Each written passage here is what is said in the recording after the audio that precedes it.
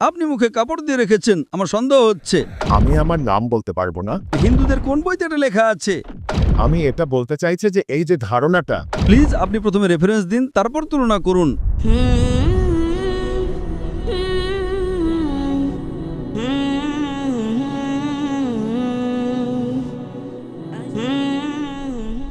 আমি আমার নাম বলতে পারবো না, কিন্তু আপনাকে একটা কথা বলতে চাই। হিন্দু ধর্মে ত্রিকালদর্শী বলে একটা ধারণা আছে এবং বলা হয় কিছু ঋষিমুনি ত্রিকালদর্শী ছিলেন, কিন্তু আসলে এই ধারণাটি প্রথমে আল্লাহ তাআলার জন্য ছিল। ভগবান ঈশ্বর পরমেশ্বরের জন্য ছিল যে একমাত্র আল্লাহই ত্রিকালদর্শী। আপনি মুসলমান না অমুসলিম? অমুসলিম। আপনি কি হিন্দু? হ্যাঁ, কিন্তু সেখানে এই ব্যাপারটা ঘটেছে যে হিন্দুস্তানে যেমন দেওবন্দি এবং বেরেলভি মতবাদও ছিল, তাহলে এটা কি ঠিক নয় যে বেরেলভি মতবাদ ত্রিকালদর্শীর ধারণাটি হুজুর আকরাম সাল্লাল্লাহু আলাইহি ওয়াসাল্লামের জন্য গ্রহণ করে, একই রকম যে তিনি বর্তমান, অতীত, ভবিষ্যৎ তিনটেই জানেন? অথচ এই ধারণাটা ঠিক একই জিনিস যা হিন্দু সুফিরা বলতেন। এবং এখনো এমন কিছু লোক আছে যারা হযরত আলীর জন্য এটা বলে, এবং কিছু লোক আছে যারা বিভিন্ন সাধু সন্তদের জন্য বলে যে তারা ত্রিকালদর্শী। ভাই সাহেব, এই যে ত্রিকালদর্শীর কথা আপনি বলছেন, কোনো হিন্দু গ্রন্থে এর উল্লেখ আছে? বেদে আছে? আপনি কি আমাকে একটু রেফারেন্স দেবেন? বেদে আছে নাকি উপনিষদে আছে, নাকি ভগবদ্গীতায় আছে, নাকি মহাভারতে আছে? এই ত্রিকালদর্শী কোথায় আছে? আপনি কি জানেন কোথায় আছে? না। আমি হিন্দু ধর্মের ছত্র, আমি হিন্দু ধর্ম পড়েছি। যা বেদে লেখা আছে তাকে বলে অবতার। এই ত্রিকালদর্শী নিয়ে আপনি বলছেন বেরেলভিরা বলে, এটা আপনি কোথা থেকে নিয়ে আসছেন? আপনি কোন বইতে এটা লেখা আছে বলছেন? হিন্দুদের কোন বইতে এটা লেখা আছে? আপনি কি নিজের মন থেকে বলছেন? আমি আমার মন থেকে বলছি। আপনার মন গড়া কথার সাথে আমার কোনো লেনদেন নেই। এখানে এই হিন্দু ধর্ম সম্পর্কে আপনি বইয়ের রেফারেন্স দিন। তাহলে হিন্দু ধর্ম বলবেন না, বলুন আমি মন থেকে বলছি। যখন হিন্দু ধর্মের রেফারেন্স দেবেন তখন প্রমাণ চাই।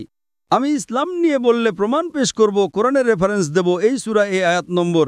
হাদিস পেশ করলে কোন হাদিস থেকে সেটাও বলবো।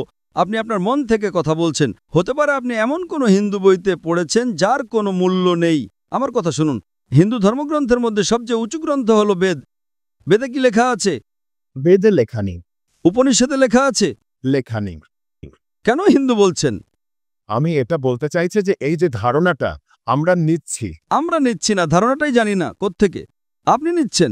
আমরা বলি না যে মোহাম্মদ সাল্লাল্লাহু বর্তমান, অতীত, ভবিষ্যৎ জানেন। এটা আপনি বলেন, আমি বলি না। মুহাম্মদ সাল্লাল্লাহু আলাইহি ওয়াসাল্লাম পৃথিবীর শ্রেষ্ঠ মানুষ, সর্বশ্রেষ্ঠ। তার কাছে ততটুকু ইলমে গায়েব ছিল যতটুকু আল্লাহ তাআলা বলেছেন। তিনি অনেক অতীত, বর্তমান, ভবিষ্যতের কথা জানতেন, কিন্তু সবটা নয়। আল্লাহ তাকে যতটুকু জানিয়েছেন তার কাছে ঠিক ততটুকু ইলমে গায়েব ছিল। আমি আসলে দুটোর তুলনা করছিলাম যে প্লিজ আপনি প্রথমে রেফারেন্স দিন, তারপর তুলনা করুন। আপনি রেফারেন্স না দিয়ে এমন কথা বলছেন, আপনি শুধু বিভ্রান্ত করছেন। আপনি বুঝলেন তো? মুখে কাপড় বেঁধেছেন, নাম বলছেন না, কোনো সমস্যা নেই। গতকাল এত হিন্দু এসেছিল, গতকাল এত প্রশ্ন করেছে, আপনি মুখে কাপড় দিয়ে রেখেছেন, আমার সন্দেহ হচ্ছে।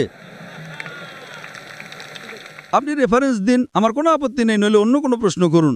আমার দ্বিতীয় প্রশ্ন হলো, যেমন নাস্তিক শব্দটি আছে, এখন ইসলামে কাফের শব্দটি আছে, তো এই দুটো শব্দ কি একই? ভাইসাব প্রশ্ন করেছেন যে নাস্তিক এবং কাফিরের অর্থ কি এক? না, এক নয়। নাস্তিক মানে যে খোদা বা ঈশ্বরকে মানে না, সে বলে তার অস্তিত্বই নেই, অ্যাথিস্ট। নাস্তিক মানে অ্যাথিস্ট, মানে সে বলে খোদার কোনো অস্তিত্বই নেই।